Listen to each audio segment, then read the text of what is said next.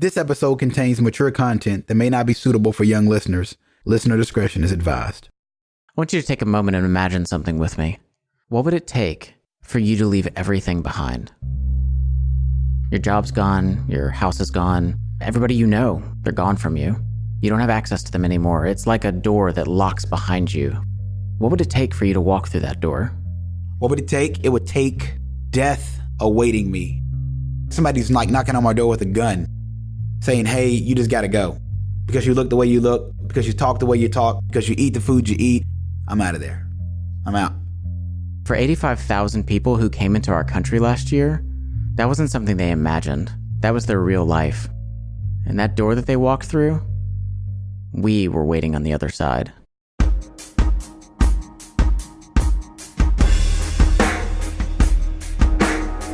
You're listening to the Love Thy Neighborhood podcast. I'm Jesse Eubanks. And I'm Kevin Jones. Each episode, we hear stories of social justice and Christian community. Today's episode, where the gospel meets refugees, we're going to hear what it would take for someone to leave everything they've ever known behind and come to a place they've never been, and what would happen if Christians were the ones waiting for them when they got there. Welcome to our corner of the urban universe.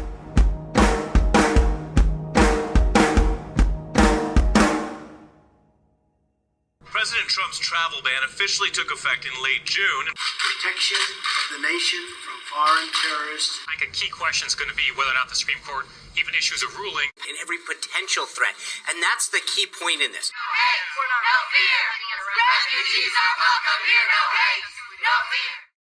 We've all heard those famous words engraved on our Statue of Liberty. Give me your tired, your poor, your huddled masses yearning to breathe free. But this idea of welcoming those who aren't our own isn't an American concept. It's not even a man-made concept. The practice of welcoming strangers is God's idea. After the Israelites had been freed from Egypt, God starts laying out all the laws for them as their own nation. He speaks to Moses chapter after chapter, giving them specific, very specific details on how God wants his nation to operate. In the midst of this conversation, God says this in Leviticus 19. When a stranger sojourns with you in your land, you shall not do him wrong. You shall treat the stranger who sojourns with you as the native among you, and you shall love him as yourself. Part of God's vision for his people was not just to love their fellow Israelites, whom God had clearly chosen, but to love every one of their neighbors coming in. We, of all people, should be on the front lines of welcoming strangers, but in reality, the exact opposite is true. So there was a recent study from the Barna Group that shows that only 16% of evangelicals agree that we should welcome in refugees during a crisis. Think about that for a second. 16%. That means that almost 9 out of 10 evangelicals believe that when a crisis is going on, we should not be welcoming in refugees. Why is there such a gap between our attitude and God's attitude shown in Leviticus 19? Because we have laws and restrictions and many man-made constraints. Yeah, so politics are important. We need politics, but a lot of times we create these politics as a way to protect ourselves from having to get personally involved. So this idea of refugees and helping other people that we don't know, that have cultures that we don't understand, it just scares us. So a lot of our politics are really just about making sure that we feel safe and protected. But we're not here to talk about politics. Today we're going to talk about people. And for a guy named Eric Allen, he was about to find out what welcoming a refugee really meant. And we had 5 couples, 5 families, including my wife and I. Eric is a Christian who lives just outside of Louisville, Kentucky, and he and other folks in his church were wondering what to do in the midst of this refugee crisis. And that's when they heard about an organization called Refuge Louisville. Now, the city of Louisville is one of the top 10 refugee resettlement cities in the country. As a matter of fact, since 2011, Louisville has welcomed more than 10,000 refugees. So Refuge seeks to help churches get connected with the thousands of refugees coming to our city. So to get involved in the refugee crisis, Eric and his friends decided to volunteer with Refuge. So we discussed it, talked about it, and said, we're in, sign us up. Eric and his team volunteered as a welcome team. They would go through some basic trainings and background checks, and then they would wait for Refuge to match them with an incoming refugee family. And Eric and his team would meet this family whenever they finally arrived at the airport. They thought they would have a bunch of time to prepare, but things ended up happening a lot faster than they had planned for. We received a call on a Friday. Can you take this family on Tuesday? All of our team had not even been through the training yet. And I've got to tell you, there was a little bit of apprehension, a little bit of, I don't know if we can do this. And they were apprehensive because of this. Not only would Eric and his team be picking up this refugee family at the airport, they would also take turns visiting this family once a week for at least 3 months, because they were going to be helping them with whatever they needed to get settled and acclimated to life in America. It was a really big commitment. So that Tuesday, Eric and his team were sitting at the airport waiting for this refugee family. So we had all these questions, all this uncertainty. It'll be interesting. Just gonna have to roll with it. Oh gosh, they're coming today. What does that mean tomorrow? What's going to happen? They weren't the only people there waiting. A staff member from Refuge came along, as well as a translator. But because everything had happened in a rush, no one really knew much about the family, where they were from, or if they knew any English. All Eric knew was that they had a lot of kids. So as they're waiting, really with no idea who it is they should be looking for, the staff member from Refuge suddenly stands up and announces, "There's our family." Hi, how's it going? Say so de wo. So de wo. Okay. So de wo. That it? Hi, yeah, sorry. So de wo. So de wo. I like your hat. I like your hat. That's good. It's good. It's very good. They arrived. They were a large family of 7 with children. They have everything that they own in a few suitcases and their children in their arms. The father can speak a little English, but not much. The translator with them at the airport learns finally that the family is from Ethiopia and has spent the last 8 years in a refugee camp in Kenya. So, with luggage and kids in tow, Eric and his team pack into their cars and take this Ethiopian family to their new home in Louisville, Kentucky. And so we went into the home and began to help them with some of the very earliest things, like how to open the lock on the door, the importance of closing the blinds at night, how to work a thermostat. All of these things that we take for granted. You just don't think about someone not knowing how to do those things. In fact, for Eric and his team, welcoming this Ethiopian family for the next 3 months wasn't going to involve anything super complicated. It was going to involve a bunch of really normal, average activities for Americans. Something we've been doing regularly that's been very helpful to them is taking them to the grocery, helping them learn to shop. But just like Eric took for granted knowing how to unlock doors and work thermostats, buying groceries at an American grocery store had its own unforeseen problems. For example, he was able to say we need eggs, and I pointed out the eggs and was kind of trying to educate him a little bit about how we shop for eggs. He immediately picks up organic, which is good and healthy, but not necessarily most economically friendly, to buy. So I then try to explain organic difference from regular fruit. So guy's looking at eggs and he's trying to figure out which eggs are the good eggs when every egg he's ever eaten to this point in his life is a good egg because it's come from his own backyard. He lives organic. Try explaining organic to somebody who's probably never eaten a preservative in his life. Well, yeah, but the father speaks a little bit of English. I mean, his wife, on the other hand, hasn't been able to learn much yet, so communicating with her can be a bit more of a challenge.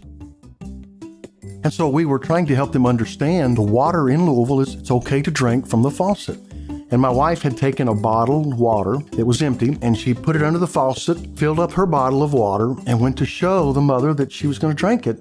And the mother about smacked the bottle out of her hand into the floor because she thought it would be harmful for us to drink the water, But Eric says communication isn't as big of a barrier as you would think. And actually, he's been able to learn some about this Ethiopian family.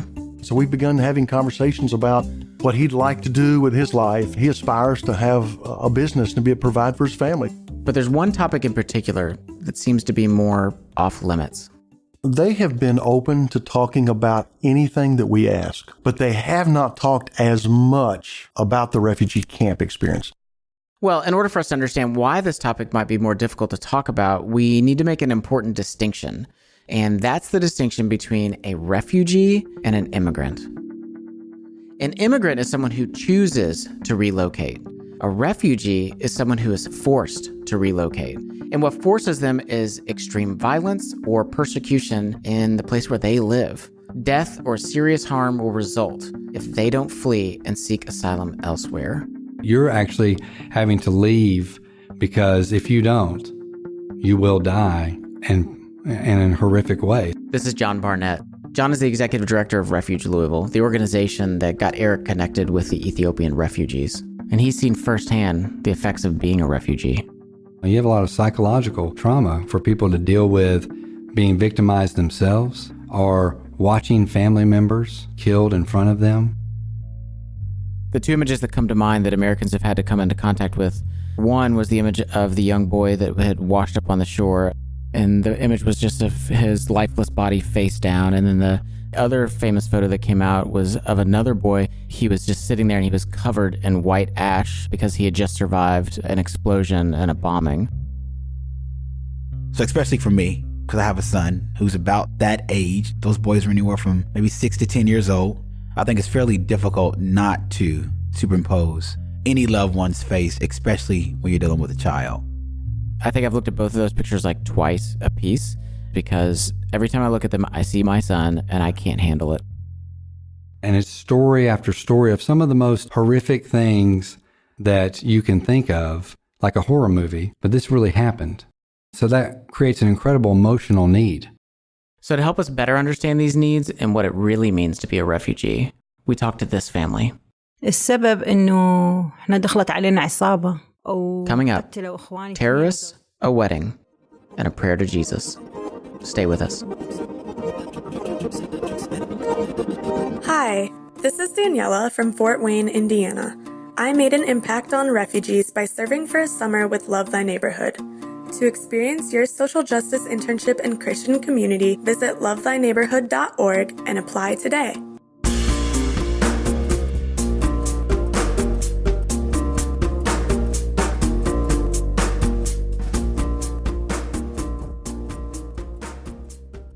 You're listening to the Love Thy Neighborhood podcast. I'm Jesse Eubanks. And I'm Kevin Jones. Today's episode, where the gospel meets refugees. We're about to hear the story of David and Ishrak, refugees who also live in Louisville.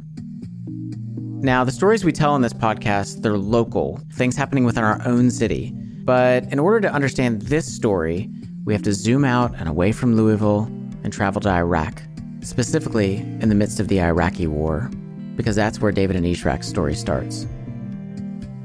يعني طلبوا يا اما يقتلونها يا اما نعطيهم. Now, David and Ishrak both speak English, but their first language is Arabic.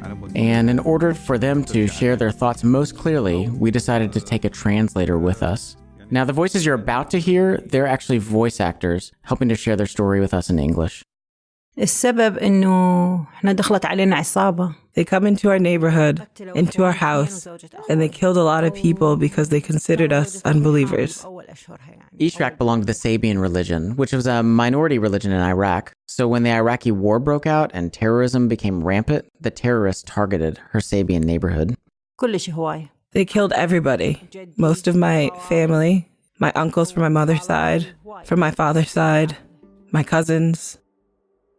Essentially, they put to death most of the neighborhood, which included most of Ishrak's family. Details from the translation were a bit unclear, but the few people who were left alive were left with broken bones and pieces of glass in their eyes, and a warning from the terrorists. They tell us, you have 24 hours to leave this place, or we're going to blow you up. We didn't take anything. Whatever we had on us, our clothes, and we just left right after that. No one was going to stick around and see if they really did have 24 hours. They had a chance to get out and not be killed. So Ishrak immediately got on a bus, headed for Baghdad. It was a very hard feeling. I can't even express this feeling of seeing my family and my sisters being hurt. I just don't know how to say it.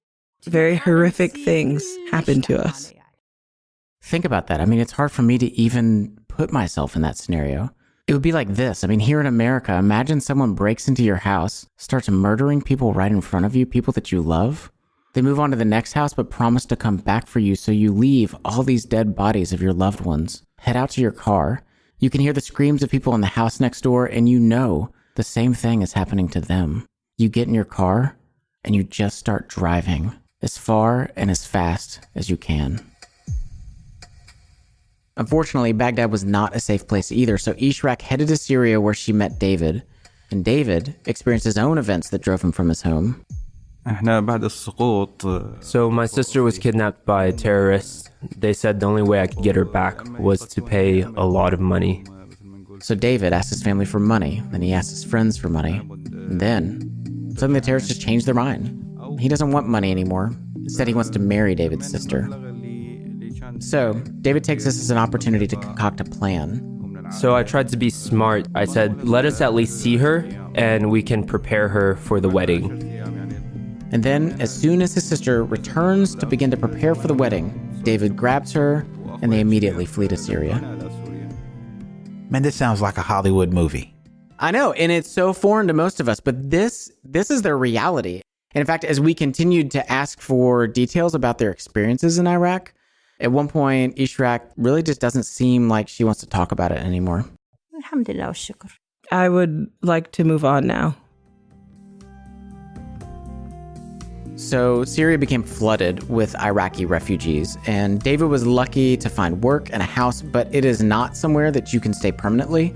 So they apply for refugee status from the government to be resettled, and then they wait.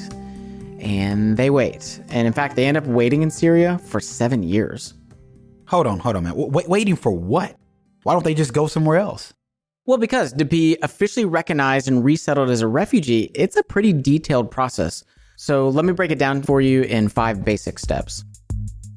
First, the UN determines if they qualify as a refugee and refers them to a resettlement country. So in this case, that would be the United States.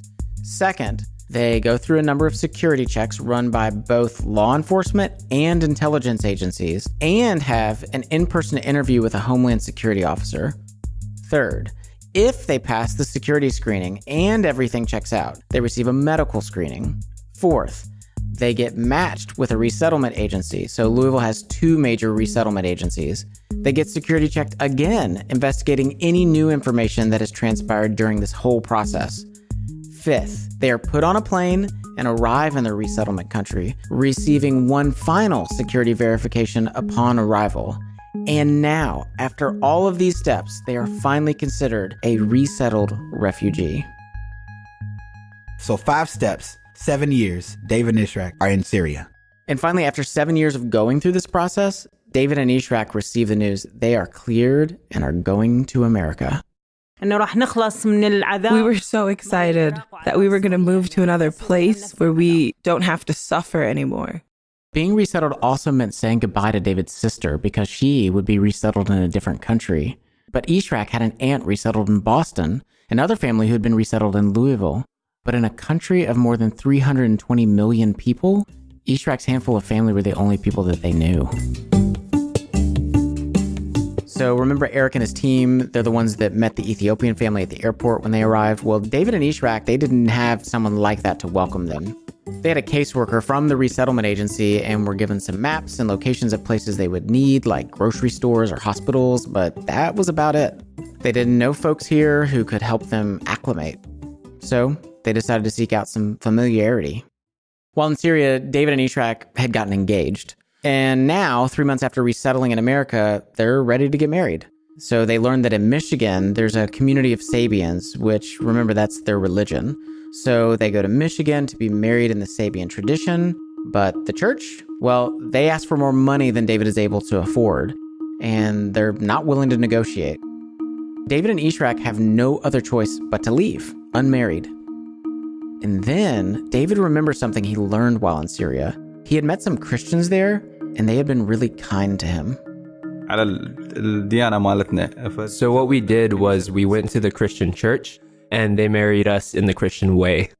A Christian pastor who speaks Arabic marries them free of charge. Their own people had not welcomed them, but these Christians who believed and lived differently, they did. This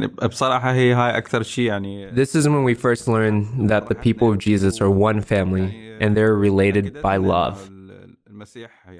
David and Ishrak really didn't know who this Jesus was, but what they also didn't know was that he was about to change their life forever.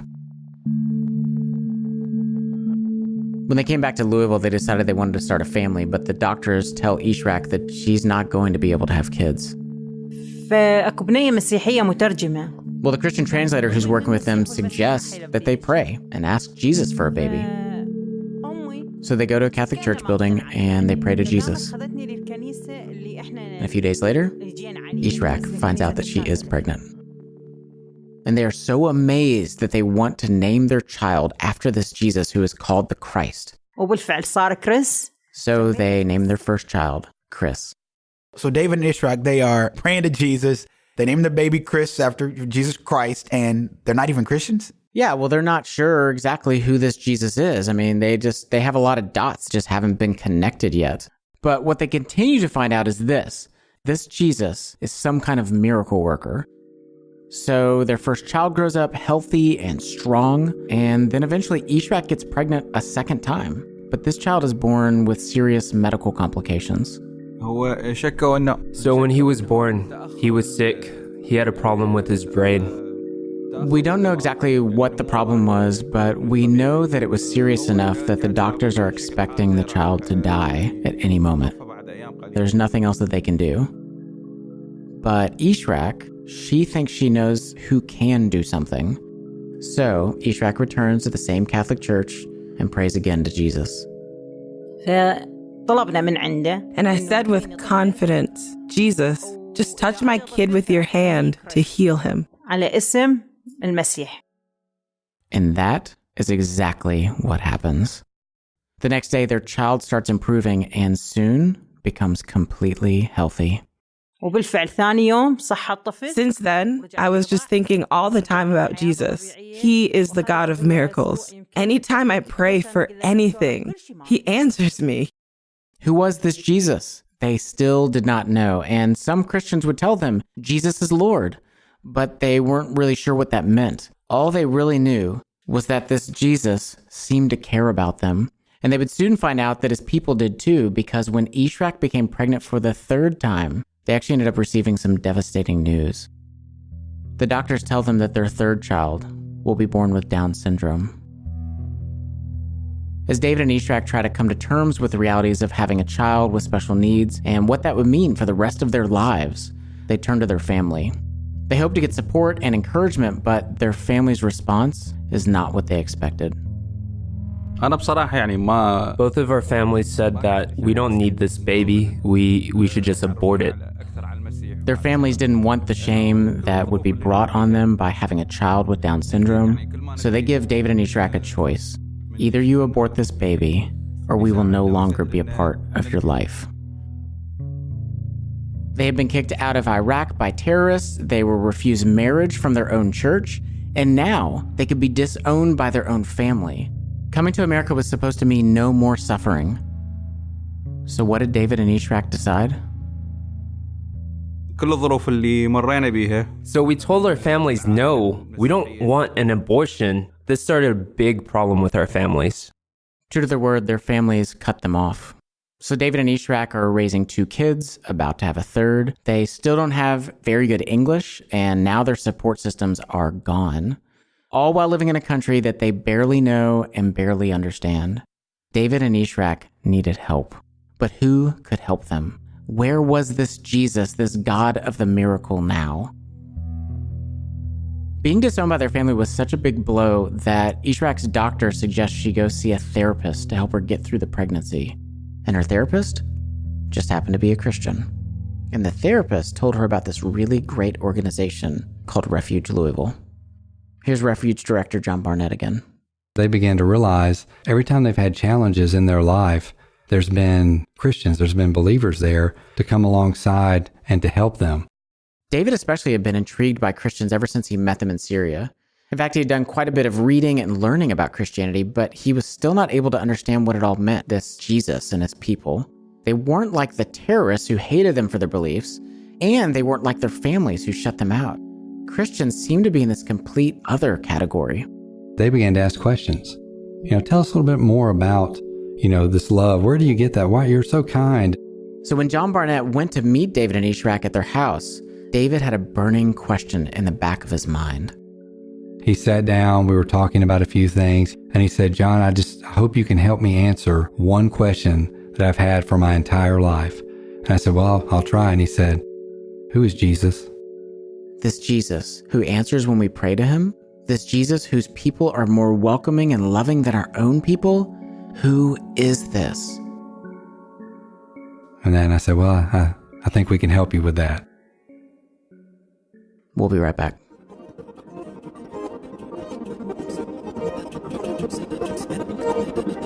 Hi, this is Jeff Storms from Kansas City, Kansas. I made an impact on refugees by serving for a summer with Love Thy Neighborhood. To experience your social justice internship and Christian community, visit lovethyneighborhood.org and apply today.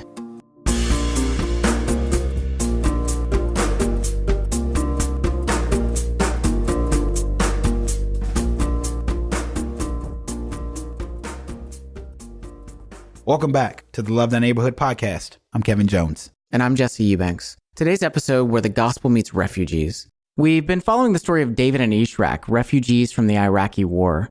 They've resettled in America, experienced multiple miracles from Jesus, and they've just been cut off from their family and left alone in a country with more than 320 million people. But there's just one person they really want to get to know. Who is Jesus? And then I said, well, I think we can help you with that. So John sat with them and answered their questions, and eventually John asked them if they'd like to come with him to church. And so actually the first service that they went to with us was on Easter Sunday. And it was so great. I was standing next to David and you could just see him soaking things in. The next week, David and Ishrak asked John if he would take them to church again. After then, he said, this is the good news. This is what I believe. And a few weeks later, David and Ishrak were baptized. Now, as part of celebrating baptism at this particular church, each person getting baptized will write a short version of their story and how they came to know Jesus. Then before the baptism, a member of the church will read the stories out loud. So one Sunday, David and Ishrak are standing before the church congregation, Iraqi refugees dressed in white robes, and their stories get read. Here's a part of that ceremony. But I prayed to Jesus, and again he answered our prayer. The only people who were willing to help us were followers of Jesus. About 2 months ago, my husband became a believer, and he shared with me about Christ, and the people from Refuge Louisville taught me about the Trinity. Today, I know that Jesus is a miracle-working God, and that he is my Lord. We are now a Christian family that wants to come to church to pray, serve, and follow Jesus. The baptism ceremony was very powerful for both David and Ishrak, and here's how they describe it. It felt like it was another person, a new person inside. Not like the David from before, but a new person. I stood up and felt differently, like I was flying in the air and like I didn't feel so heavy. Well, eventually, David and Ishrak did give birth to their third child, and I'm happy to say that all three of their kids are doing very well. They say that they're hopeful to grow in their faith in Jesus, and they're thankful to be a part of their Christian family. That's a beautiful thing. Sometimes we create these systems in our mind that to be American is to be more God-like. An image bearer is an image bearer. Whether you're born here or in Venezuela or in Dubai or in South Asia, wherever you're made, you're still made in the image of God. For some reason, we romanticize this idea of Christians going abroad to other nations, but the Lord is literally bringing the world to our doorstep. How are we going to love them? What are we going to do with the people that are standing in front of us? So how's Eric and his refugee friends? Yeah, so Eric and his team have just about hit the 3-month mark with the Ethiopian family. I think this last weekend, the family helped them to cook banana bread. This weekend, a family is taking them to the zoo for an outdoor movie, out on the lawn. But they're planning to be friends long after that. Because like David and Ishrak, these Ethiopian refugees, they see their Christian friends not just as friends, they see them as family. The wife, on a couple different occasions, has motioned to the lady on our team who's helping them, and she, because she doesn't speak a lot of English, she would say sister, and she would motion between that person and herself, sister. It's been a super experience. I wish more Christ followers would do that. I really do. At the beginning of this episode, we talked about a statistic from the Barna Group. 16% of evangelicals agree we should welcome refugees during a crisis. That's it. So, John, help me understand, why aren't more Christians getting involved in helping refugees?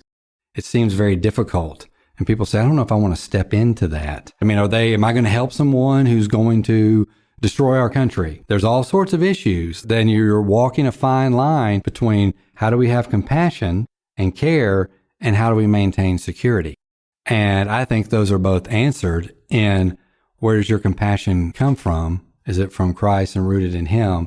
And who's your security in?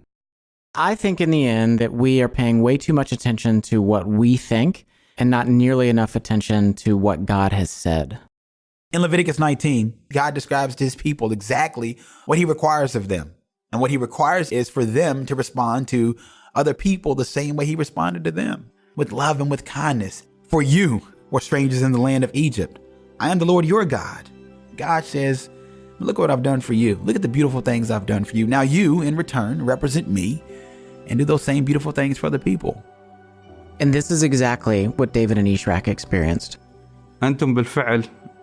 You really represent the love of God on earth, and you really represent Him as a family. A family not based on culture or political stance, but a family related by love.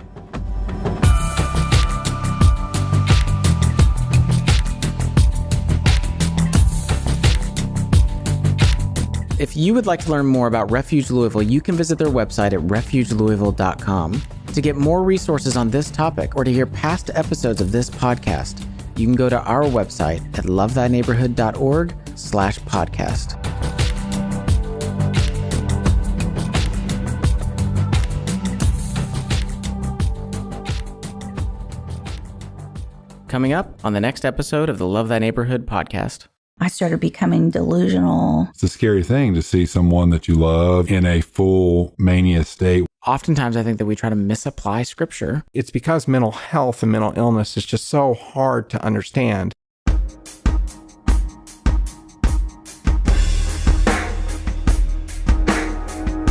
Special thank you to our interviewees for this episode, Eric Allen, John Barnett, and David and Ishrak. Thanks also to our voice actors, Hong Shu and Catherine Fowler. Special thanks also to Samir Beni for translating and to Chris Wilson for letting us tag along with you at the airport. Our senior producer and host is Jesse Eubanks. Our co-host is the one and the only Dr. Kevin Jones. And our producer, technical director, and editor is Rachel Zabo. Additional editing by Janelle Dawkins. Additional reporting by Anna Tran. Music for today's episode comes from Lee Rosevere, Poddington Bear, Little Glass Men, Corey Gray, Broke for Free, and Wooden Axle. Apply for your social justice internship supported by Christian Community by visiting lovethyneighborhood.org. Serve for a summer or a year, grow in your faith and life skills. Which of these was a neighbor to the man in need? The one who showed mercy. Jesus tells us, go and do likewise.